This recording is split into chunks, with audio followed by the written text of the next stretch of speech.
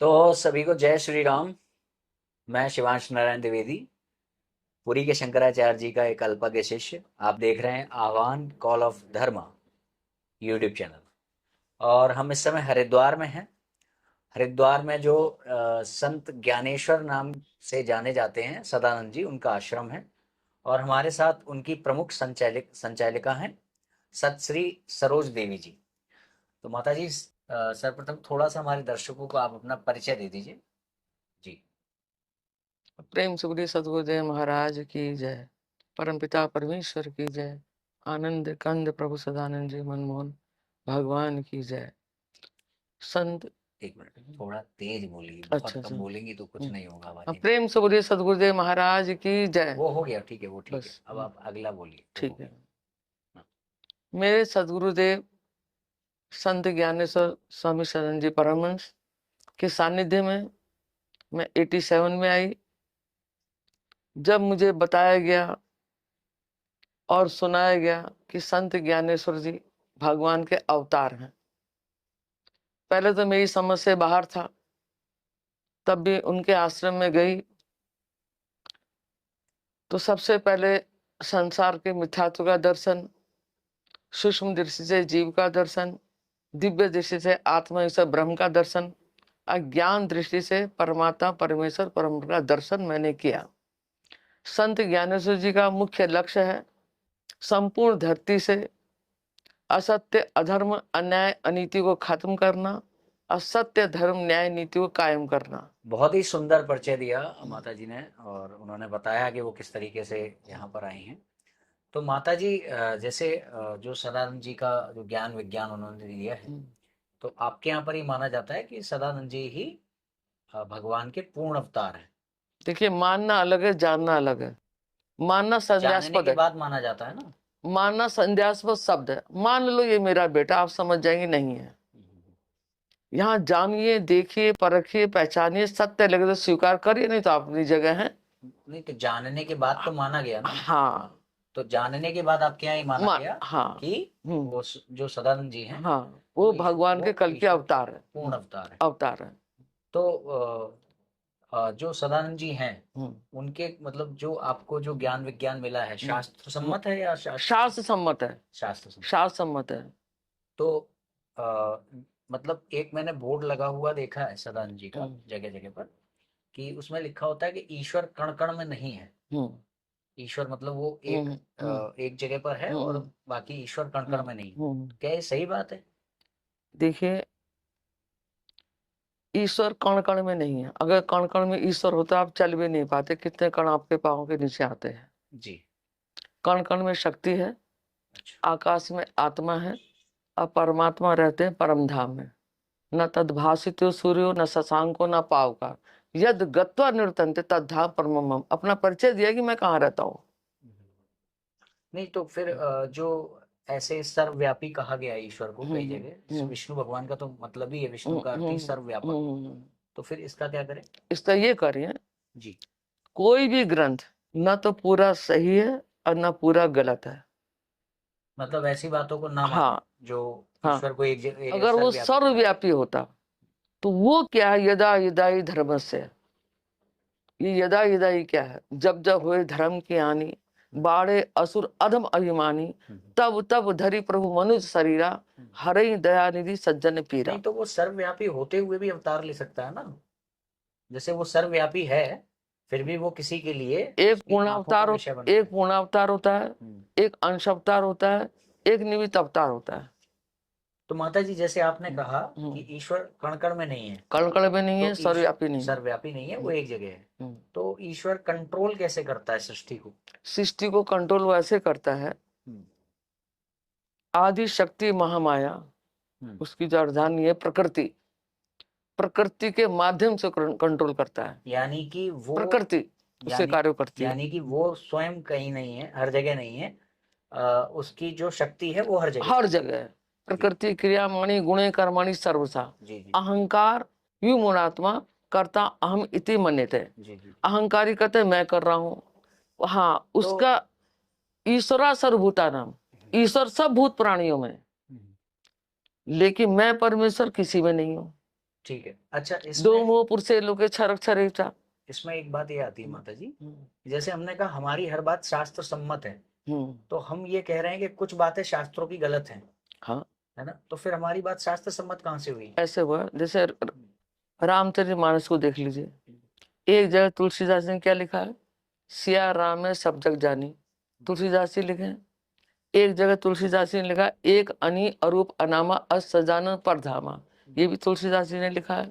जगत प्रकाशक प्रकाश रामू मायाधीश ज्ञान गुण धामु, ये भी तुलसीदास जी ने लिखा। आप इसमें क्या सच मानेंगे? मनुस्मृति में लिखा हुआ है कि हमारे श्रुति स्मृति शास्त्र जो हैं वो अगर मान लीजिए कहीं दो विपरीत बातें करें तो उन दोनों में सामंजस्य की शिक्षा लेनी चाहिए, कभी भी हम कट नहीं कर सकते किसी को। हाँ, और हाँ, मत्स्य पुराण में भी लिखा हुआ है कि समस्त श्रुति स्मृति शास्त्रों में सामंजस्य की शिक्षा ही साधु सम्मत धर्म है। और एक न्याय दर्शन के अनुसार एक होता है अर्ध कुक्कुट न्याय, उसका अर्थ होता है कि हम एक ही जगह की एक बात को प्रमाण और दूसरी बात को अप्रमाण नहीं मान सकते। उसके लिए फिर हम, इसका मतलब है कि अगर हम इस चीज पर संदिग्ध बुद्धि रख रहे हैं तो इसका मतलब हमारा प्रमाण और कुछ है, शास्त्र हमारा प्रमाण नहीं है। मतलब जिस शास्त्र में हम ये कटिंग कर रहे हैं ना कि इतना हम मानते हैं उतना नहीं मानते, तो इसका मतलब है कि शास्त्र हमारे लिए प्रमाण नहीं है, हमारे लिए प्रमाण और कुछ है। उसके आधार पर हम ये देख रहे हैं शास्त्र की कौन सी बात हमारे से मैच खाती है, ये बात है। तो आप शंकराचार्य जी को आप मानते हैं? मानते हैं? शंकराचार्य के विवेक चूड़ामणि पुस्तक है, जी उसका आप पढ़ें। जी हम्म? जी उसमें है शब्द जालम महा अड़िम चित्त भड़म कारणम। शब्द जो है चित्त को भड़काने भटकाने वाला एक ऐसा वन है जिसमें घुसकर और छोर नहीं दिखाई देता। मैंने अभिज्ञाते परे तत्व, ये शंकराचार्य का बोल रही हूँ मैं। जी जी अभिज्ञाते परे तत्व सास अस्य निष्फला, अभिज्ञाते परे तत्व सास अध्यस्त निष्फला। उस परम तत्व को पा लिया तब भी सास अध्ययन बेकार है, और नहीं पाया तब भी बेकार है। और इस वदंतु शास्त्राणि यजंतु देवान कुर्वन्ति कर्माणि भजन्तु देवता आत्मिक के बोधन बिना विभूति सिद्धति ब्रह्मा संत्यात रवि। 100 ब्रह्माओं की रात ही बीत जाए तब भी आत्मा परमात्मा का मिलन नहीं हो सकता जब तक वो परम तत्व आपसे नहीं मिल नहीं, जाएगा। वो तो एक बात अलग हो गई माता जी। अभी बात ये चल रही है कि हम पूर्णतया शास्त्र को मानते हैं या नहीं मानते। मानते हैं। तो शास्त्र में ये बात कहीं नहीं लिखी है कि उसकी बातों को कटनी छटनी करके लिया जाए। और वेद में एक जगह आया नान्या पंथ्या, वो कहते हैं, वेद एक घोषणा कर रहे हैं कि मेरे अलावा और कोई मार्ग नहीं है इस जो चक्कर है ना इससे छूटने का, मुक्ति का और कोई मार्ग नहीं है मेरे अलावा। ये शास्त्र ने घोषणा की है, यजुर्वेद में वेद ने भी किया है और श्वेता शतरोपनिषद में भी किया है। तो अगर हम ये कहेंगे कि नहीं शास्त्र कहीं कहीं पे गलत है, तो इसका मतलब हमारा शास्त्र वो नहीं है, कुछ और है जिसके आधार पे हम वो चेक कर रहे हैं कि भाई यहाँ पे गलत है। अब ऐसा है कि भगवान के दो तरह के रूप हैं, एक है व्यवहार में ना आ सकने वाला, मांडुक्योपनिषद से बोल रहा हूँ, एक है व्यवहार में ना आ सकने वाला, वो व्यवहार में आ ही नहीं सकता। फिर वही व्यवहार में ना आ सकने वाला व्यवहार में आ सकने वाला रूप लेता है तो उसे हम अवतार कहते हैं, सगुण साकार भगवान हो जाते हैं। तो ये जो दो तरह की बातें हैं ना शास्त्र में जिसपे हम कंफ्यूज हो रहे हैं कि एक जगह तो ऐसा कह दिया एक जगह वैसा कह दिया, भगवान वो कहीं पे वो व्यवहार में ना आ सकने वाली बात हो रही है, सृष्टि निर्माण से भी पहले की बात हो रही है, और कहीं पे सृष्टि बन चुकी है उसके बाद किस तरह से व्यवहारिक होते हैं भगवान उसकी बात हो रही है। जैसे कि भगवान ने कहा मैं अजन्मा अविनाशी होते हुए भी अपनी योग माया को अधीन करके प्रकट होता हूँ सजाम में हम, है ना? वो सृजन कैसे कर रहा है अपना, जबकि उसका वो तो उसका सृजन हो ही नहीं सकता, वो तो अनादि है। तो वो फिर भी वो कह रहा है मैं अपना सजाम में हूँ, मैं अपना सृजन करता हूँ, वही यदा यदा धर्मस्य वाला, है ना? वो अपना सृजन कर रहे हैं। सृजन कैसे कर सकते हैं? वो तो पहले वो अपने रूप का सृजन करते हैं, उस रूप का जिस रूप को लेकर के वो हमारे लिए व्यवहार का विषय बनते हैं। हाँ। तो ये जो दो तरह की बातें हैं इनमें से कोई भी बात गलत नहीं, मगर आप कह रहे हैं कि एक बात गलत है जी। अब एक चीज है, भगवान कृष्ण जो अवतार लेकर आए जी, पूरी गीता एक शब्द है भूत प्राणी, उसमें एक श्लोक है अवजानंती मां मूढ़ा मानुषी तनुमासितम परम भाव मजा जंतो मम भूत महेश्वरम। मेरे परम भाव प्रभाव को नहीं जानते, मुझे मनुष्य समझते हैं। जब मैं अवतार लेकर आता हूँ तो मुझे मनुष्य समझते हैं। बात ये हो रही माता जी हाँ। कि भगवान सर्वव्यापक है, शास्त्रों में भी कहा गया है। तो आप जब शास्त्र का कोई श्लोक बता रही हैं हाँ, तो आप पर शास्त्र के श्लोक को रख करके अपनी बात की पुष्टि कर रही हैं। पर वहीं पर जब आपको दूसरा श्लोक दिया जा रहा है जिसमें कि आपकी बात का विरोध है, तो आप कह रहे हैं ये बात नहीं माननी है। तो या तो शास्त्र को लीजिए या बिल्कुल मत लीजिए। नहीं नहीं नहीं, जी। शास्त्र को तो लेना ही पड़ेगा। शास्त्री हमारी तो फिर मुख्य मुख्य धारा है, तो फिर शास्त्र शास्त्र से ही हम प्रमाणित करेंगे। तो शास्त्र में जब भगवान को सर्वव्यापक कहा गया, उसको क्यों नहीं ले रही है? ईश्वर सर्वव्यापक है, परमेश्वर नहीं। परमेश्वर नहीं है। अच्छा, चलिए इसको थोड़ा सा लॉजिकली समझने का प्रयास करते हैं, तर्क से। जैसे आपने कहा कि ईश्वर सब जगह नहीं है, ईश्वर की शक्ति सब ईश्वर जगह है। अलग है, परमेश्वर अलग है। परमेश्वर परमेश्वर हाँ, परमेश्वर परमेश्वर सब जगह नहीं है, परमेश्वर की शक्ति हाँ, सब जगह है। तो परमेश्वर में और उसकी शक्ति में अंतर होगा फिर तो, क्योंकि वो तो हर जगह है नहीं ना, उसकी शक्ति हर जगह है, उसकी शक्ति हर उसमें जगह। अंतर होगा। तो थोड़ा बहुत जो उसकी शक्ति है वो थोड़ा बहुत कम मतलब शक्तिशाली वो होगी। आत्मा ईश्वर ब्रह्म है। नहीं नहीं, मैं ये कह रहा हूँ जैसे कि मैं यहाँ पर हूँ, मैं सब जगह नहीं हूँ, मेरी शक्ति सब जगह है। तो मेरी शक्ति में और मुझ में थोड़ा बहुत अंतर है, इसीलिए तो मैं सूर्य जैसे सूर्य परछाई में अंतर है। हाँ, तो इसका अर्थ ये है कि जो सारा कार्य मैं कर सकता हूँ वो मेरी शक्ति नहीं कर सकती है, यही माना जाए, है ना? जो सारा कार्य परमेश्वर कर सकते हैं वो उनकी शक्ति नहीं कर सकती है। उनकी शक्ति जो परमेश्वर कर सकते हैं, हाँ, परमेश्वर के आदेश निर्देश पर वो सब कर सकती है। नहीं, आदि शक्ति जो होती कुछ है, अंतर है कि नहीं? शक्ति अंतर में है, अंतर है, अंतर है। अंतर है। तो वो अंतर जब है तो किसी ना किसी मामले में तो शक्ति कम होगी ना हाँ, परमेश्वर से। परमेश्वर से कम है। कम है, तो इसका मतलब कहीं ना कहीं कुछ ना कुछ ऐसा है जो परमेश्वर कर सकता है पर शक्ति हाँ, नहीं कर सकती। इसका मतलब ये माना जाएगा कि ईश्वर का पूर्ण कंट्रोल नहीं है पूरी दुनिया पे, क्योंकि शक्ति सब जगह है, ईश्वर तो है हाँ, नहीं। सब जगह है। उसका कंट्रोल परम धाम से ही होता है। जैसे राष्ट्रपति हर जगह नहीं जा सकता है, तो राष्ट्रपति नहीं हाँ, जा सकता, इसीलिए तो चोरी होती है। हाँ, राष्ट्रपति हर जगह नहीं जा सकता, वहाँ दिल्ली से वो कंट्रोल कर लेते हैं। तो ऐसे ही परम धाम से कंट्रोल कर लेते हैं, शक्ति के माध्यम से। नहीं नहीं, वो आपसे ही कह रही है, प्रकृति के माध्यम से करते हैं। हाँ ठीक है, वो प्रकृति के माध्यम, मगर उतना कंट्रोल नहीं जितना खुद, जैसे मैं वहां पर नहीं हूँ, मेरा कोई अरे उसको तो अलग ही है उनका एक कंट्रोल। मिनट, जैसे मैं वहां पर नहीं हूँ, ये कैमरा चल रहा है, कैमरे के पास मेरा कोई सहयोगी है, मैं कैमरे के पास नहीं हूँ, यानी वो सहयोगी के रूप में मेरी शक्ति है। हाँ, परंतु उस सहयोगी और मुझ में अंतर है, अंतर है। तो जो मैं कर सकता हूँ, है ना, वो सहयोगी नहीं कर सकता, नहीं कर सकता। ठीक है। तो इसका मतलब ये है क्योंकि मैं वहां पे नहीं हूँ तो वहां पर मेरा पूर्ण कंट्रोल नहीं है, वो सहयोगी के पास है। तो यानी मेरा पूर्ण कंट्रोल नहीं है सब जगह। पूर्ण, देखिए, पूर्ण कंट्रोल परमेश्वर का होता है, वही तो पूछ रहा लेकिन हूं। वो कंट्रोल उसके आदेश निर्देश पर प्रकृति करती है। नहीं तो प्रकृति करो, थोड़ी सी कम है ना। जैसे कम है ना, हाँ, जैसे राष्ट्रपति आदेश हो गया, हाँ, प्रधानमंत्री का आदेश हो गया, जी, तुम ऐसा कर सकते हो, मिलिट्री शासन लागू हो गया, ठीक है, राष्ट्रपति का मिलिट्री शासन लागू करो तो हो गया, तो उसमें पूर्ण कंट्रोल मिलिट्री का हो जाएगा। तो अभी जैसे आपका कहना मतलब है, मतलब अगर वो जो मिलिट्री है या जो भी मेरा कंट्रोल वहां करवा रहा है, अगर गुणवत्ता के मामले में मैं उससे सुपीरियर हूँ, तो जो मैं कर सकूंगा वहां पर वो मिलिट्री नहीं कर पाएगी, जहां पर वो है मैं नहीं हूँ। राष्ट्रपति आ जाएगा तो प्रधानमंत्री पावर सीज हो जाएगी, प्रधानमंत्री आ जाए मुख्यमंत्री पावर सीज हो जाएगी। तो यानी कि अंतर है ना, अंतर बहुत है। तो इसका मतलब जैसे राष्ट्रपति है वो चाहता नहीं है कि हमारे देश में कहीं पर डाका डले, है ना, वो चाहता नहीं है, परंतु क्योंकि वो स्वयं सब जगह नहीं है, सब जगह उसकी शक्ति सब जगह है, इसलिए उसकी इच्छा के विरुद्ध डाका डल जाता है। तो इसका मतलब जैसे राष्ट्रपति का पूर्ण कंट्रोल नहीं है देश पर, उसी तरीके से जो सदानंद जी हैं उनका भी पूर्ण कंट्रोल नहीं है इस दुनिया पे।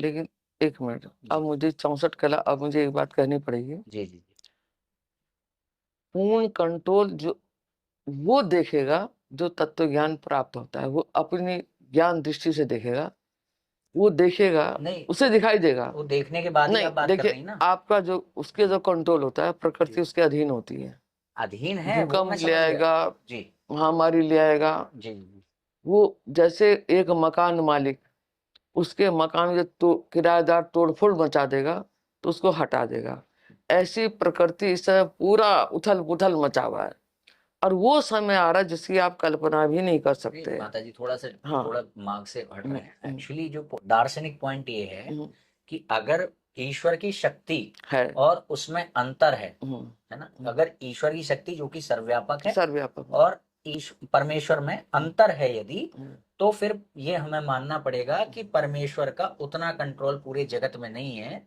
जितना कंट्रोल जहां पर वो स्वयं बैठा हुआ है वहां पर। वाह। तभी तो, नहीं तो ये मानना पड़ेगा कि ईश्वर की शक्ति और परमेश्वर की शक्ति और परमेश्वर में कोई अंतर नहीं है, फिर ये मानना पड़ेगा। ये मान लेंगे तो फिर परमेश्वर सर्वव्यापक हो जाएगा शक्ति के रूप में। परमेश्वर का आदेश हो गया शक्ति के लिए, मगर शक्ति, वो फुल पावर में आ जाएगी। मगर शक्ति उतनी शक्तिशाली नहीं है ना जितना परमेश्वर है, हम्म, उतनी नहीं है ना, उतनी नहीं। परमेश्वर तो कुछ अंतर है। अंतर है। इसका मतलब एक रस उसकी सत्ता नहीं है, परमेश्वर की एक रस सत्ता नहीं है कि जितनी यहाँ है उतनी पकड़ वहां भी है।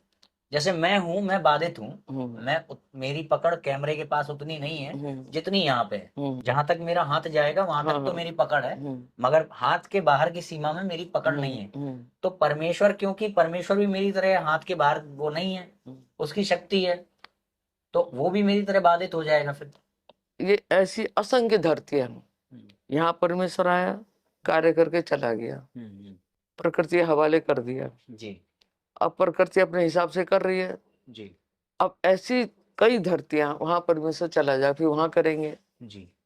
फिर जो परमेश्वर की जो शक्ति होती है जी। जो आदि शक्ति होती है जी। मूल प्रकृति होती है, उसके माध्यम से वो करवाता है। तो उसमें अंतर होता है। अंतर है, हाँ, वही मैं कह रहा हूँ। अंतर होता है, उसके आदेश निर्देश में ही करती है। इसका मतलब जो उसे स्वतंत्र कर देता है। इसका मतलब जो वो है कल्कि जी आपके हाँ, अनुसार वो सर्वशक्तिमान नहीं है। वो सर्वशक्तिमान है। तो वही सर्वशक्तिमान है, उन्हीं के आदेश निर्देश प्रकृति समय अपने फुल पावर में। नहीं तो वही दिक्कत आ रही ना, बात यही हो रही है कि अगर वो सर्वशक्तिमान हैं तो वो पूरे दुनिया में, पूरे ब्रह्मांड में असंख्य ब्रह्मांड है, पूरे ब्रह्मांड में उनका कंट्रोल उतना ही होना चाहिए जितना जहां वो बैठे हैं वहां कंट्रोल है। जितना जहां वो बैठे हैं वहां पे कंट्रोल है। अब यहाँ से चले गए 2006 में धरती में थे। नहीं वो थोड़ा सा हाँ हाँ विषय बदल जाएगा। जितना कंट्रोल जहां पर परमेश्वर हैं, जितना कंट्रोल उनका वहां पे है उतना ही कंट्रोल पूरी दुनिया में होना चाहिए। पर यदि वो स्वयं पूरी दुनिया में नहीं है बल्कि उनकी शक्ति है पूरी दुनिया, तो अंश देगा ना। नहीं वो देगा जो भी है, मगर उतना कंट्रोल उसका नहीं रहेगा जैसे मैं जितना प्रकृति का रहेगा। हाँ नहीं, प्रकृति थोड़ी सी कम है ना, कम है परमेश्वर से, क्योंकि परमेश्वर और प्रकृति में अंतर है। अंतर है तो प्रकृति में कम, थोड़ा गुणवत्ता कम है, गुणवत्ता कम है, तो मेरी पकड़ पूरी दुनिया पे एक समान नहीं है, ये मैं कह रहा हूँ। अच्छा इसको आपके एक मिनट जी, जैसे ये संसार है, एक आकाश के नीचे जितना भी है उसको संसार कहते हैं। एक आकाश के नीचे ये संसार है, आकाश से ऊपर ब्रह्मांड शुरू हो जाता है। अभी जो आप हैं ये भी तो ब्रह्मांड है। ये ब्रह्मांड नहीं है। ब्रह्मांड क्या किसे कहते हैं? ये ब्रह्मांड आकाश से ऊपर शुरू के अंतर्गत आने वाली तो है ये संसार है। आकाश से नीचे जो भी है संसार है। नहीं, संसार पिंड और ब्रह्मांड का तालमेल जब तक नहीं होगा, पिंड और ब्रह्मांड की तालमेल वाली शिक्षा जब तक नहीं आएगी। अच्छा इसको ऐसे ले लेते हैं माता जी, आपके हिसाब से वैदिक कौन है? वैदिक किसे कहते हैं? हाँ, कल्कि वाले वैदिक हैं कि नहीं? कल्कि वाला सनातनी है, वैदिक नहीं है। सनातनी किसे कहते हैं? जो सदा सर्वदा रहने वाला हो, जो सृष्टि से पहले भी था और बाद में भी रहेगा। तो ऐसे तो सनातनी सभी हैं, फिर कल्कि वाले में डिफरेंट क्या है? मतलब जैसे जो IS का वो है आतंकवादी, सुनिए IS का जो आतंकवादी है, जीव के रूप से देखें तो वो भी सनातनी है। कुत्ता है, एक मिनट, जैसे श्वान है, जीव रूप से देखा जाए तो वो भी सनातन है। पहले सनातन के शब्द के अर्थ को जो सदा से था, है और रहेगा, ये सनातनी हो। जब सृष्टि नहीं थी तब भी सनातन था। हाँ, शब्द धरती, शब्द आकाश, शब्द सद्भव प्रकाश, सगली सृष्टि सबके पाछे। तो फिर वैचारिक अंतर के साथ आपकी वो क्या है पहचान? क्योंकि वो अस्तित्व के हिसाब, मेरी जो पहचान है अस्तित्व के हिसाब से, मेरे अस्तित्व के हिसाब से श्वान और IS का आतंकवादी और आप, हम सब एक, हमारी जानकारी, क्योंकि हम सब आत्मा के रूप से सनातन है, नित्य है, ठीक है। तो फिर वैचारिक पहचान फिर क्या हुई जो आपको डिफरेंट बनाती है? ये होगी जी, जैसे आपने श्वान को उसमें ले लिया, मनुष्य को उसमें ले लिया, सब एक हो गए? नहीं है। हाँ, एक हो गए ना। उस दृष्टिकोण से जो आपने कहा, जो सदा से था ये है और रहेगा। आत्मा वाली दृष्टि में, ये आत्मा वाले कहते हैं सब एक है, ये परमात्मा वाला नहीं कहेगा। नहीं आत्मा नहीं, वाले कहेंगे कुत्ते में भी डिफरेंस आपने सनातनी की जो परिभाषा बताई, हम्म जो था है और रहेगा, हम्म तो कुत्ता भी था है और रहेगा, मतलब जीव रूप से, उसके मौलिक स्वरूप से। आप भी थी हैं और रहेंगी मौलिक स्वरूप से, मैं भी था है और रहूंगा मौलिक स्वरूप से।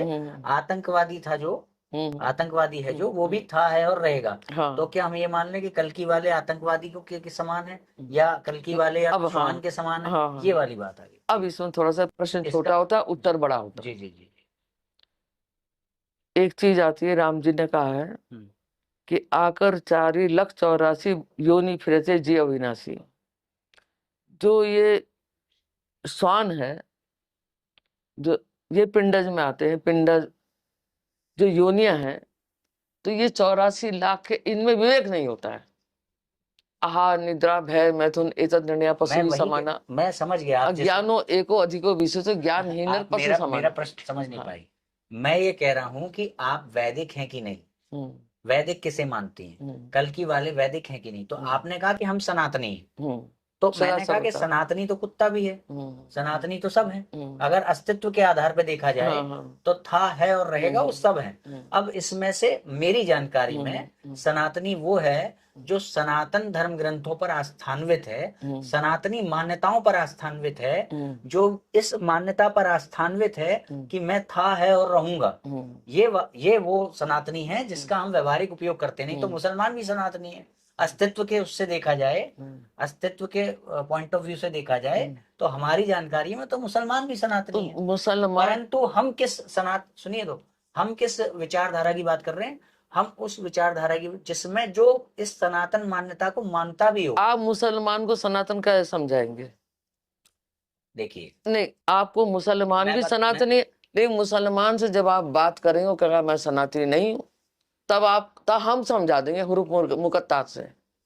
मैं हम हुरूफ मुकत्तात से बात देखिए, करेंगे। वो विषय पलट रहा है। मैं जो विषय नहीं पलट मेरी रहा। बात, आपने कहा मुसलमान भी है, लेकिन मुसलमान आपकी भाषा को नहीं समझेगा, मुसलमान गीता को नहीं समझेगा, मुसलमान कुरान से समझेगा। मैं समझ रहा हूँ, मगर अभी क्या है, अभी हम वो बात करेंगे। मुसलमान से बात हम लोग कुरान से बात करेंगे। सुनिए तो मेरी, आप कर्मकांड कहते हो, मुहक्कम कहते हैं। मेरी बात सुनिए। आप अध्यात्म कहते हो, मुसावी कहते हैं। हम तत्व ज्ञान कहते हो, हुरूफ मुकत्तात कहते हैं। ये जो सारा हिंदू किसे कहते हैं? हिंदू की परिभाषा क्या है? मुसलमान की परिभाषा क्या है? जैन की परिभाषा क्या है? बौद्ध की परिभाषा क्या है?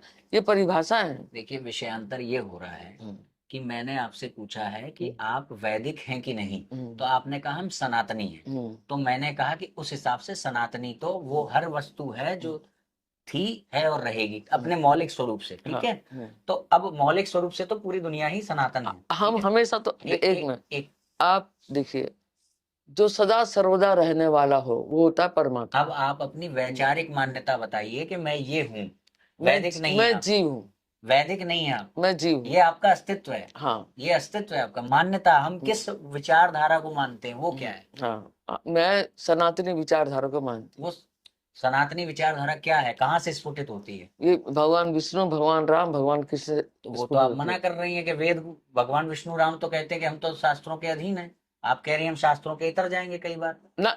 हाँ, जितने भी वेद हैं, हाँ, जितने भी धर्म ग्रंथ हैं, हाँ, इसमें जो सर्वोच्च धर्म ग्रंथ है, धर्म ग्रंथों की बाढ़ आ रखी है, भगवानों की बाढ़ आ रखी है। इसमें सही क्या है और गलत क्या है, ये जब मंथन होगा ना, ये जब मंथन होगा, श्रोता वक्ता ज्ञान निधि कथा राम के गुण, किम समझो में मूड जल कलिमल ग्रसित विमूढ़। तुलसीदास जी कह रहे कली के मल से ग्रसित, मैं क्या समझू इन दोनों की बातों को, अपने खुद उनके पकड़ में नहीं आ रही है। कि जब श्रोता और वक्ता दोनों ज्ञान का खजाना हो, तब ये तत्व जो है, तब ये जो है थोड़ा सार पकड़ में आएगा, न तो मेरे बस का नहीं इसको पकड़ना। आपने कह दिया, तुलसीदास जी आपने कह दिया ना कि शास्त्र जो वैदिक धर्म है, आपने ये कह दिया शास्त्र की कुछ बातें ना मानने योग्य हैं। हाँ, तब मैं कह रहा हूँ, हाँ, तो शास्त्र की कुछ बातें जब ना मानने योग्य है, तो आपने शास्त्र का खंडन कर दिया। नहीं, कण कण में हम नहीं मानते। आपने शास्त्र का खंडन कर दिया। तो जब शास्त्र का खंडन कर दिया, शास्त्र खंडन मैंने नहीं किया। तो ये क्या है? शास्त्र खंडन नहीं किया। शास्त्र में जो गलत है, तो वो अच्छा चलिए ठीक है, उसका खंडन ठीक है। करेंगे। अब मैं जो बता, तत्व ज्ञान के मार्ग, ठीक है। तत्व ज्ञान ही खंडन कर सकता, दूसरा कोई नहीं कर मैंने सकता। आपको बताया ना कि अर्थ कुट न्याय होता है कि हम अब एक, गीता में वेदो व्यास उवाचा, मैंने संजय उवाचा, सुन- धृतराष्ट्र उवाचा, कृष्ण उवाचा। हमें कृष्ण उवाच से मतलब है। कितने कितने उवाच, ठीक है, कितने उवाच है? ठीक है। नहीं, वेद व्यास कृष्ण जी, भगवान ने, वेद व्यास कृष्ण जी ने भगवान 500 साल बाद जब आए तब गीता लिखी, उससे पहले तो भगवान किसी ने माने ही ठीक नहीं। है, सुन लीजिए, गुंडा बदमाश ये और वो उनकी परिभाषा ये सुन थी। लीजिए, सुन लीजिए। ऐसा है कि अगर हम शास्त्र की एक बात को मना कर रहे हैं कि यहाँ पे शास्त्र झूठ बोल रहा है, गलत बोल रहा है, ठीक है, इसका मतलब वो शास्त्र जो है उसको लिखने वाला कहीं कहीं पर झूठ बोल सकता है। हाँ, बोल सकता है ना। जब शास्त्र कोई लिखता है ना, एक एक मिनट तुलसीदास जी माता लिख जी, रहे मेरी बात पूरी हो हाँ, जाने दीजिए। हाँ, जब कोई व्यक्ति शास्त्र लिखने वाला एक जगह पर झूठ बोल सकता है, हाँ। तो वो पता नहीं कहाँ कहाँ पर झूठ बोल सकता वो है। झूठ नहीं बोलता, हाँ, उसको ये नहीं पता चलता मैं झूठ बोल रहा तो हूँ। अज्ञानता कर सकता है, हाँ, अज्ञानता कर ऐसा सकता होता है है, ना, अज्ञानता कर सकता है, एक अज्ञानता कर सकता है। अज्ञानता। तो जब वो अज्ञानता कर सकता है तो वो तो दूसरी जगह भी कर सकता है। फिर तो भगवान जी कलम पकड़ाए थे ना, जैसे एक, इसका मतलब हमारा जो सोर्स ऑफ इंफॉर्मेशन है वो शास्त्र नहीं बल्कि कोई और है। जैसे रहीम दास को जानते हैं, सुना होगा रहीम दास के विषय में, सुना है ना?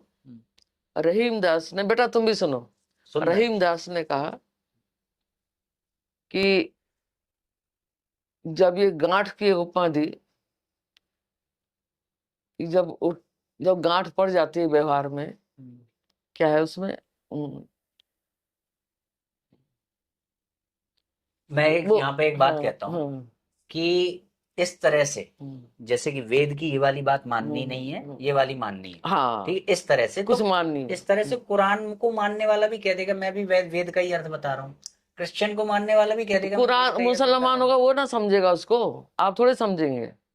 कुरान में जैसे लिखा है नूरे अल्लाह ही, इस तरीके से माता जी जो आतंकवादी है वो भी कह देगा कि भैया मैं तो आतंकवाद महात्मा बन जाएगा सुनने तो।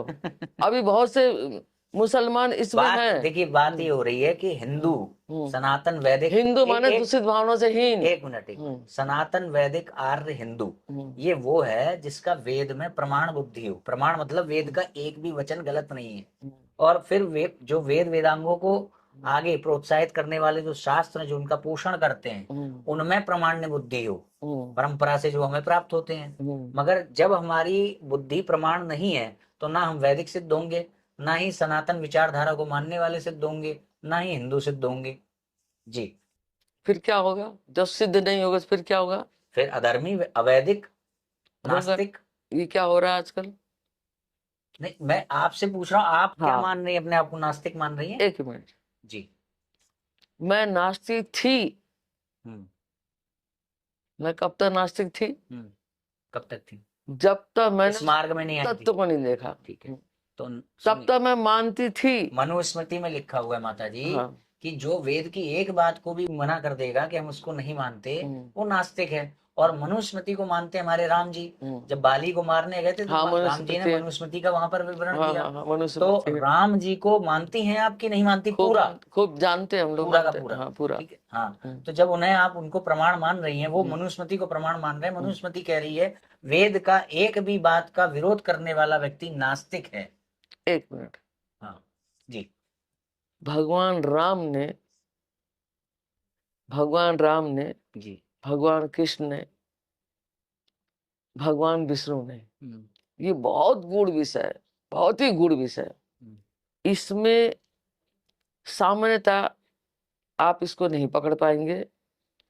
कृपाचार्य, आपने तो द्रोणाचार्य, पकड़ा है। भीष्म पितामह पढ़े लिखे विद्वान थे, पढ़े लिखे विद्वान थे। ये संत शिरोमणि गोपियां, नहीं, जनक जी ने पकड़ा ना, उनको मोक्ष मिल गया। सुनिए, जनक जी को देखिए, ऐसा ना, जी, मोक्ष किसको मिला? देवलोक किसको मिला? शिवलोक किसको मिला? परम धाम जनक जी को किसको तो मिला? मोक्ष मिला ना, गीता में उन्होंने कहा है, भगवान ने। एक मिनट, जी, जनक जी के गुरु कौन थे? आप बताइए। अष्टावक्र। ठीक है, ठीक है। जनक जी ने कब उनको गुरु बनाया? जी, सुखदेव जी को मोक्ष मिला।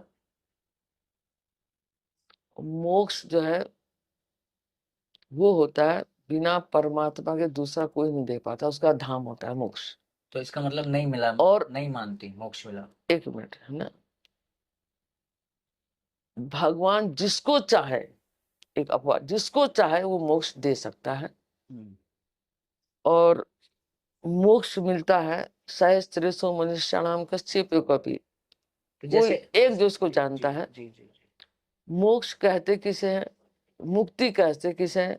मुक्ति से पहले जब अपने बंधन आपको किससे मुक्ति? हम अपने बंधन को जब तक नहीं पकड़ेंगे हमें मुक्ति समझ में आएगी नहीं। मुक्ति से पहले अपने बंधन पकड़े, किससे मुक्त होना है? जेल में जाएंगे, जेल से मुक्त होना है, वही प्रोसेस होगा।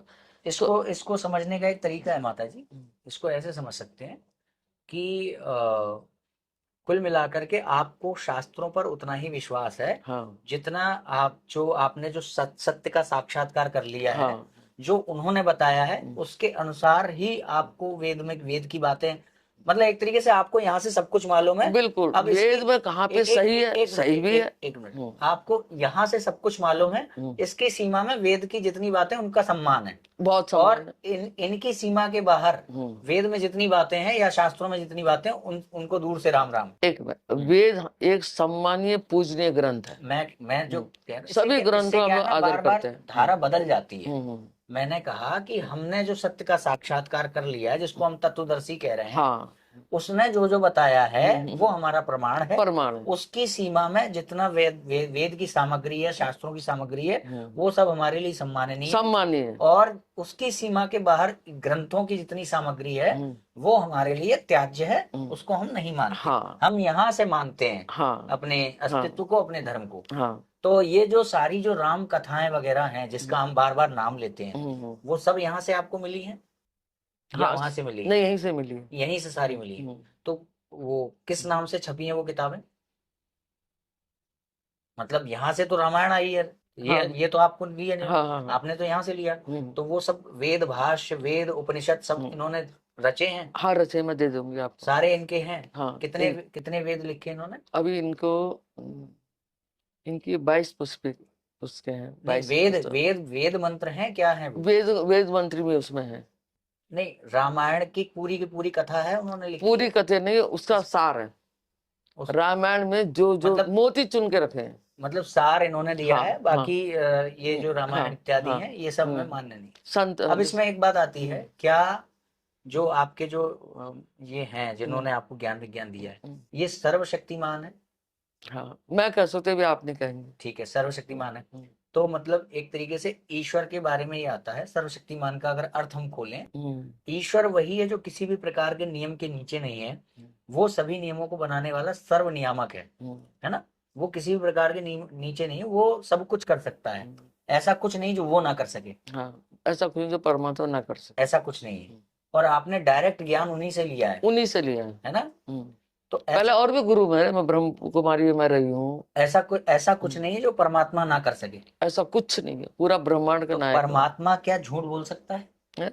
वो झूठ असत से परे नहीं, झूठ सच से परे है। उसने आपको सत्य दिया है ज्ञान या असत्य दिया है? परमात्मा की बात आई तो झूठ और सच से दोनों से परे। मैंने आपसे क्या पूछा है कि उन्होंने आपको सच बताया, सत्य का ज्ञान दिया है। तो आप तो कह रही वो तो सच से परे है। सत्य असत दोनों से परे है। वो परे है ना, तो फिर वो ज्ञान नहीं दे सकता? क्यों नहीं ज्ञान? ज्ञान तो सच्चा देगा ना। हम कहे सत्य असत्य दोनों से परे होता है परमात्मा। मैंने आपसे दोनों हाँ, देखिए, आप एक तरफ असत्य लागू नहीं आएगा उसमें, तो फिर वो आपको ज्ञान कैसे दे रहा है जब लागू नहीं हुआ? ऐसा है, परमात्मा सत्य असत्य दोनों से परे, मैंने बता दिया। वास्तविक मौलिक एक अनी अरूप अनामा असजानन परधामा, वो परे है, वो परे है। ठीक है, तो उसने आपको सच ज्ञान दिया है कि असत्य ज्ञान? सत्य ज्ञान दिया है, तत्व ज्ञान। इसका मतलब परे नहीं है, तत्व ज्ञान दिया है। परे नहीं है फिर भाई, सत्य बोल रहा है ना वो आपको। हाँ, तत्व ज्ञान दिया है। तो जैसे वो आपको सत्य बोल रहा है, वैसे ही वो असत्य भी बोल सकता है क्या? अगर वो असत्य भी बोलेगा, हाँ, अगर परमात्मा असत्य ही बोला तब भी वो असत्य नहीं है।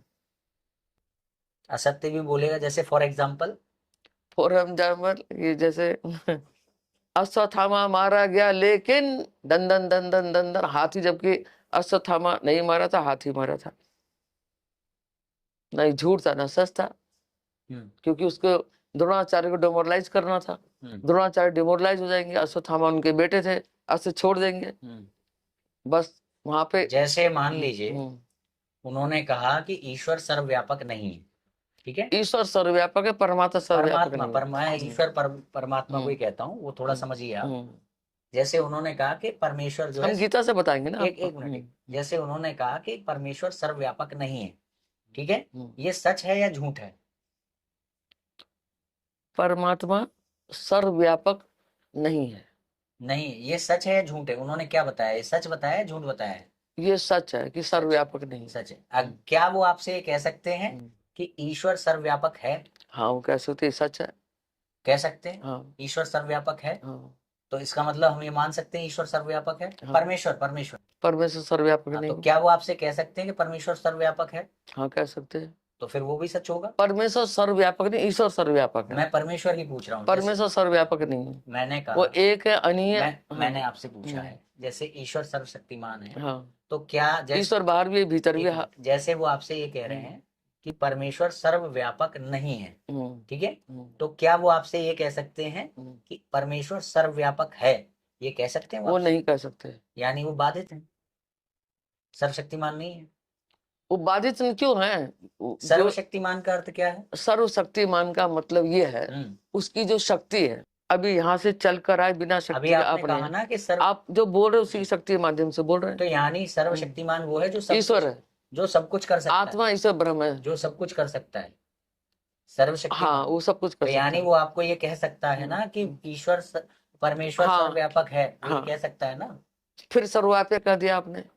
मैं पूछ रहा हूँ कि क्या वो आपसे कह सकता है? वो हमसे नहीं कहेगा, हमको दिखा दिया ना तत्व ज्ञान के माध्यम मैं से। पूछ रहा हूँ वो आपसे झूठ बोल सकता है? नहीं बोल सकता तो झूठ। फिर वो उसकी शक्ति सीमित हो गई ना, वो इस- झूठ बोलने पे रुक रहा है ना। जैसे वो झूठ सच से परे है ना। तो आप तो कह रही हैं वो सच बता रहा है।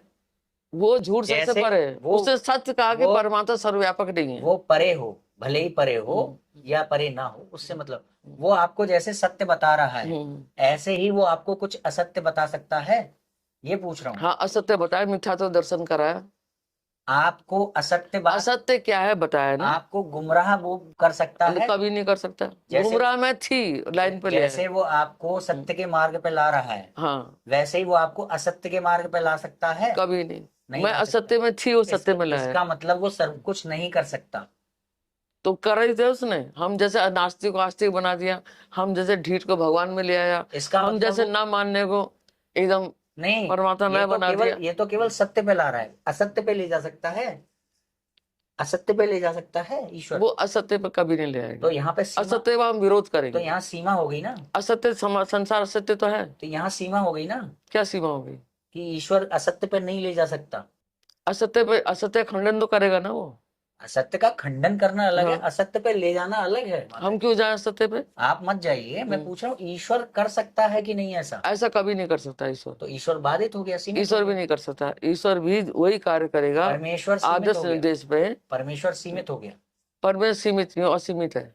तो आप कह रही ना वो ये नहीं कर सकता? असीमित है। परमेश्वर सब कुछ कर सकता है। आप कह रही ना वो ये नहीं कर हम सकता? कब ये नहीं कर सकता? परमात्मा तो पूरे ब्रह्म सब कुछ कर सकता तो वो है। असत्य बोल सकता है? असत्य नहीं बोल सकता वो। झूठ असत्य नहीं बोल सकता, झूठ सच से परे है। वो जब सत्य बोल सकता है जिस प्रकार से, तो असत्य बोल सकता और वो है? झूठ ही बोले वो भी सच्चे होगा, तो वो उसका झूठ भी सच्चे होगा। तो मैं आपसे ये पूछ रहा हूँ कि जैसे उसने आपको ये बताया है, इतना सर्वशक्तिमान है वो। जैसे मैं आपसे ये पूछ रहा हूँ कि जैसे परमेश्वर ने ये बताया है कि वो सर्वव्यापक नहीं है, क्या वो ऐसा भी बता सकता है कि वो सर्वव्यापक है? ये पूछ रहा हूं मैं आपसे। आप कह रही हैं कि वो सब, एक मिनट समझ लीजिए थोड़ा, आप कह रही हैं वो सब कुछ कर सकता है, फिर आप कह रही हैं कि वो मुझे झूठ नहीं बता सकता। बस यह गाड़ी फंस रही है। अगर वो सब कुछ कर सकता है तो आपको झूठ भी बता सकता है, ये बात है। अगर वो कोई मुझे झूठ बता ही रहा हो, हाँ, तो वहां पे मुझे अपने विवेक का प्रयोग करना, कहीं मेरी कोई परीक्षा तो नहीं है। हाँ, झूठ में तो हम थे ही थे, वो सत्य में लाया। इसका मतलब ईश्वर की बात नहीं लेनी है, अपने अंदर से जो बात है वो लेनी है।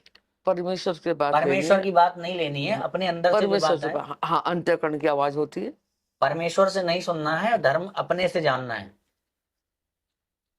ग्रंथों से धर्म जानना है। ग्रंथ तो साइड हो गए ना हाँ, माता जी, क्योंकि उसकी बात में हम वो कर रहे हैं ना। हाँ, वो तो साइड हो गए। परमेश्वर ही सिखाएगा धर्म। अब तो ये आ गए संत ज्ञानेश्वर जी। अब तो ज्ञानेश्वर जी आ गए। तो ज्ञानेश्वर जी आपसे सच भी बोल सकते हैं और झूठ भी बोल सकते हैं। अर्जुन का माना भगवान। एक मिनट, 15 अध्याय तक क्या हो रहा है? जो ज्ञानेश्वर जी हैं 700 श्लोक लगे समझाने में। एक मिनट, जो ज्ञानेश्वर जी हैं वो आपसे सच भी बोल सकते हैं और झूठ भी बोल सकते हैं, है ना? दोनों बातें कर सकते हैं क्योंकि वो सर्वशक्तिमान है। तो फिर आप ये फैसला कर रही हैं अपनी अंतरात्मा से कि इसमें से कौन सी बात माननी है, कौन सी नहीं माननी है। इसका मतलब ईश्वर के विषय में जो ज्ञान विज्ञान है वो हमारे अंदर से जो आएगा वो मानना है, भले ही ईश्वर कुछ भी कहता रहे। हाँ, अंतःकरण आवाज आती है। जो हमें हमें अपने हाँ। से मानना है, यानी जो कुछ ज्ञान विज्ञान है वो हमारा अपना है, ईश्वर से नहीं विवेक लिया दे रखा है ना भगवान ने, है। यानी ईश्वर से नहीं लेना है। ईश्वर से आत्मा से ये श्वास क्या है, ये श्वास ले रहे हैं आप, ये तो शक्ति है, कौन सी ज्ञान की शक्ति बात है? कर रहा हूँ। ये कौन सी शक्ति है? ये यही आत्मा से ब्रह्म जो ईश्वर की शक्ति, परमेश्वर की शक्ति, ईश्वरी शक्ति है। हाँ ठीक है, आत्मा के माध्यम से आती ठीक है। है। शरीर आती है माता पिता के माध्यम से, मैं ये कह जीव रहा आता है ब्रह्म शक्ति से, मैं- परम शक्ति है परम ब्रह्म, चाहे मैं ये डिब्बे कह में रहा डिब्बे में डिब्बा है। मैं ये पूछ रहा हूँ माता जी कि परमेश्वर के विषय में जो धर्म और ब्रह्म की व्याख्या है वो हमें अपने अंदर से लेनी है, किसी परमेश्वर से नहीं लेनी, क्योंकि परमेश्वर तो सच और झूठ दोनों परमेश्वर बोल तो सकता बता है। गया हमें, रास्ता उसने बता दिया, तो झूठ भी तो बता गया, तो झूठ से बचना है ना। तो झूठ को पहचानेंगे कैसे? झूठ से बचना है, कैसे पहचानेंगे? झूठ को पहचानेंगे जैसे हम पहचान रहे हैं कैसे पहचानेंगे? मतलब निर्णय कहाँ से होगा कि ये झूठ है? शब्दों से। किसके? जैसे किसके शब्दों से? जैसे हम भाई देखिए, परमेश्वर जब बताएगा तो ये तो कहेगा नहीं ये वाला झूठ है, वो तो दोनों बातें। हम पता चल जाएगा ना। तो कैसे पता चलेगा? उसका निर्णय कैसे करें? ऐसे पता चलेगा हाँ। जैसे एक है रहीमन धागा प्रेम का, मत तोड़ो चटकाए, टूटे तो फिर ना जुड़े, टूटे जुड़े तो गांठ पड़ जाए। यानी रहीम विश्वास है हमारा। एक मिनट जी, फॉर एग्जाम्पल, जी, रहीम ने कहा ठीक है, रहीम को मानने वालों ने यही पढ़ा, अरे आपस में संबंध जोड़े थे, अरे गांठ पड़ जाती, फिर कहाँ, वो तो गांठ पड़ गई।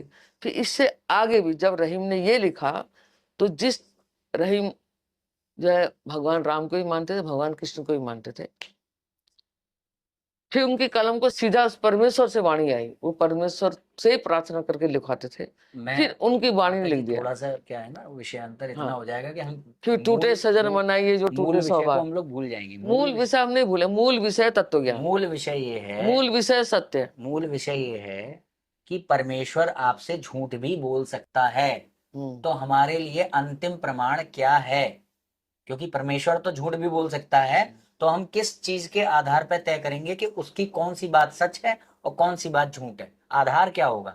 परमेश्वर झूठ बोलेगा ही नहीं। आप ही पहली तो बात बोल सकता है। अगर वो बोल भी रहा किसी पर से, फॉर एग्जाम्पल हमने बता दिया। नहीं, आपने सही उदाहरण नहीं दिया। ये सही उदाहरण, मैं पूछ रहा हूँ, ये झूठ है या सच है? मैं पूछ रहा हूँ, अश्वत्थामा मारा गया, ये झूठ है कि सच है? पूछ रहा हूँ आपसे, झूठ है कि नहीं? मैं बता रहा हूँ, मैं वो रियल वाला जो झूठ है ना, भटकाने वाला, वो बोल सकता है कि नहीं?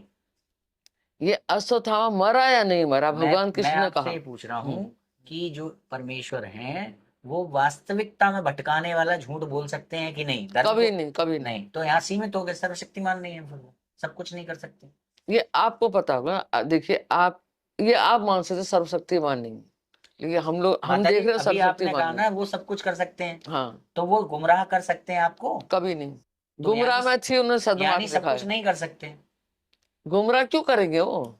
देखिए धर्म में तर्क होता है, कुतर्क नहीं होता है। वो सृष्टि क्यों बनाएंगे? आप तर्क करिए, इसको कुतर्क कहते हैं। अच्छा, इसको तर्क और कुतर्क की कोई लिस्ट है माता जी कहीं पर? ये कुतर्क है। परमात्मा सर्वशक्तिमान है, परमात्मा सत्य है, वो तत्व सत्य है, तो वो झूठ बोलेगा ही नहीं। किसी परिस्थिति में बोला है वो उसके कल्याण के लिए बोलेगा, झूठ सच से परे होता है। तरीके से आपने कहा ये कुतर्क है। हाँ। ऐसे तो मैं आपकी हर बात जो आप मेरे विपरीत कहेंगे मैं कैसे कुतर्क है, कुतर्क है, कुतर्क है। तो आप कुतर्क करने से, न कुतर्क करने से सत्य पर कोई प्रभाव नहीं पड़ेगा। तो मैं भी कह सकता हूँ प्रभाव पड़ेगा आपके जीवन पर। हमने बता दिया, हमने तत्व, चलिए ठीक है, तत्व ज्ञान पाया, परमात्मा पाया। इसलिए कह रहा था क्यों कि आध्यात्मिक पराकाष्ठा में थे उद्धव जी, मैं उनको गोपियों ने ज्ञान दिया। एक मिनट वही समय आ रहा। मैं ये इसलिए कह रहा था क्योंकि हम लोग वेद को छोड़ करके किसी और सत्ता को हम भी वेदों को मानते हैं, पूरा कर लेंगे, वेदों को सर पे रखते हैं, पूरा कर लेंगे, पूरा कर लेंगे। हम लोग वेदों को छोड़कर किसी और सत्ता का आश्रय लेकर वेदों में भी प्रमाण्य बुद्धि से दूर जा रहे हैं। ठीक है, अब क्या है कि वेद जो है अपौरुषय ग्रंथ है। अपौरुषय मतलब कि वो ईश्वर ने आपको दिए नहीं है, वो स्वाभाविक रूप से ईश्वर के द्वारा प्राप्त होते हैं। हाँ। जो वेद है अपौरुषय, वो ये नहीं है, वो ये नहीं है किसी देश काल परिस्थिति में ईश्वर ने रचे हो या कहे हो, वो हमें ईश्वर की श्वास रूप है। वेद बृहदारण्यक उपनिषद में लिखा है। तो अब श्वास रूप में होने से क्या होता है कि हम दो प्रकार के कार्य करते हैं। एक होता है जिसमें हमारी बुद्धि लगती है और दूसरा होता है जिसमें हमारी बुद्धि नहीं लगती।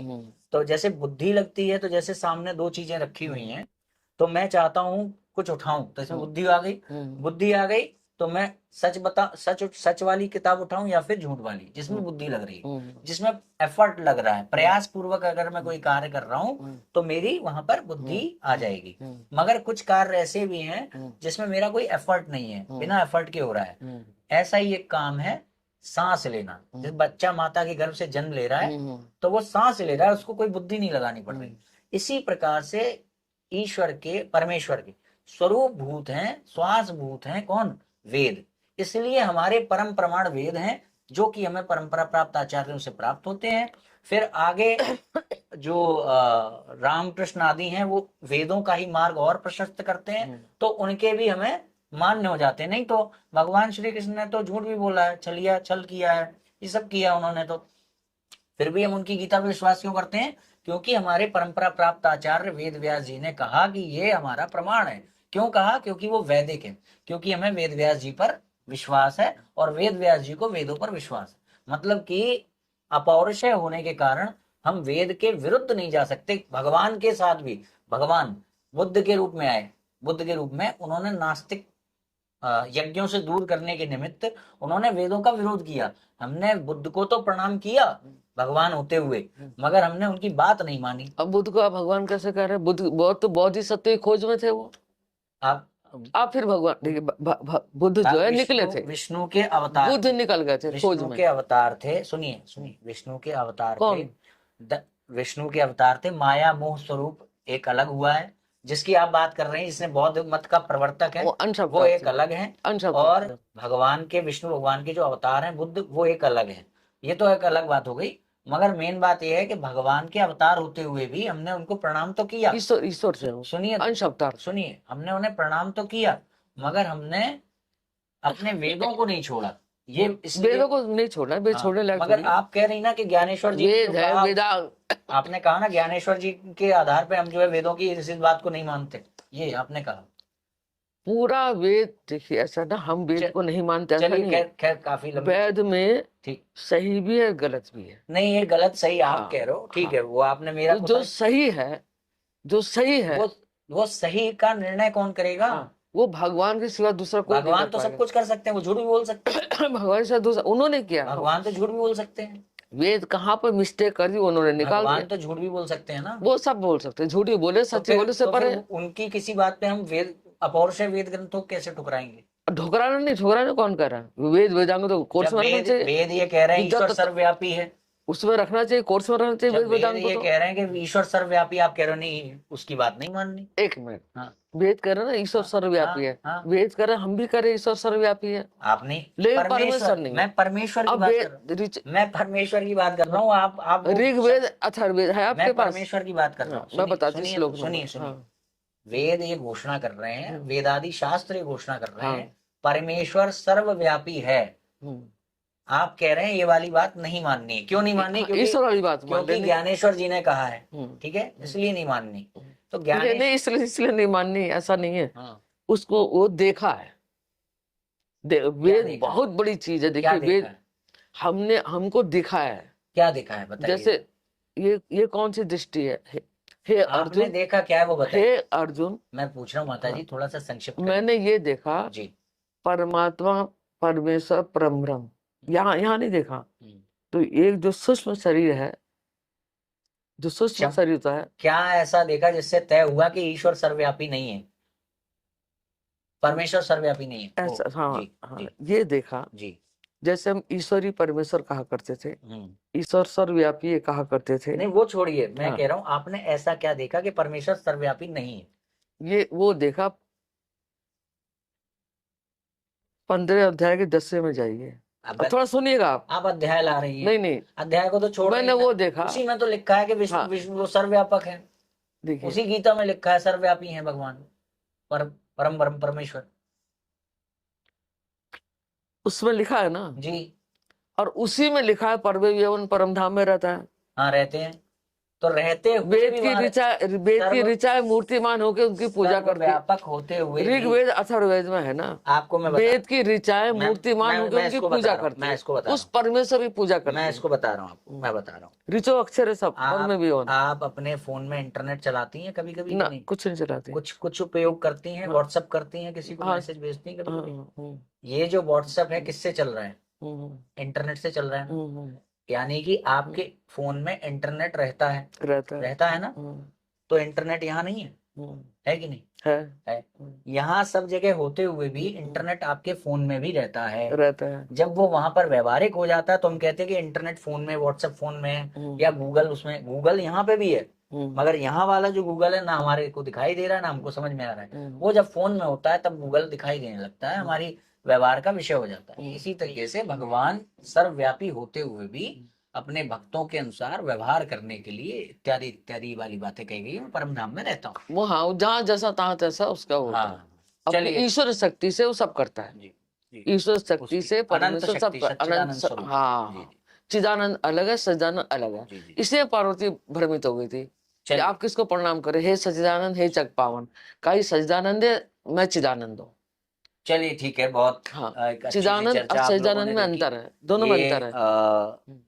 सदानंद जी का जो संगठन है, जो 2006 में उनकी हत्या कर दी गई थी, हाँ, कैसे हुआ हाँ, था? ऐसा, गोली मार के हत्या हाँ, की हाँ, गई थी। हाँ, तो ये सदानंद जी का जो संगठन है, संत ज्ञानेश्वर जी का, उनकी एक प्रमुख संचालिका जी हैं सत श्री सरोज देवी जी, जिनके साथ हमारी अभी एक बहुत गहनता गूढ़ बातों पर बातचीत हुई। तो काफी मैंने परेशान भी किया होगा उससे आपको। पहले वो बता भी गए थे। जी, जिसे जानने से पहले कोई नहीं, मेरा बस समय पूरा हो गया। ठीक है, ठीक है। नहीं, तो ठीक है, बहुत अच्छा लगा आपसे जी, बेटे। जी, जी, ये मेरा पहले इंटरव्यू है, आइंदा भी इस जी, चीज को आगे बढ़ाना है। जी, जी, आप लोग कमेंट करके बताइएगा कैसी लगी ये चर्चा आपको। माता जी, आपको समय देने के लिए बहुत बहुत आभार। जय श्री राम। जय श्री राम, जय प्रोफेसर।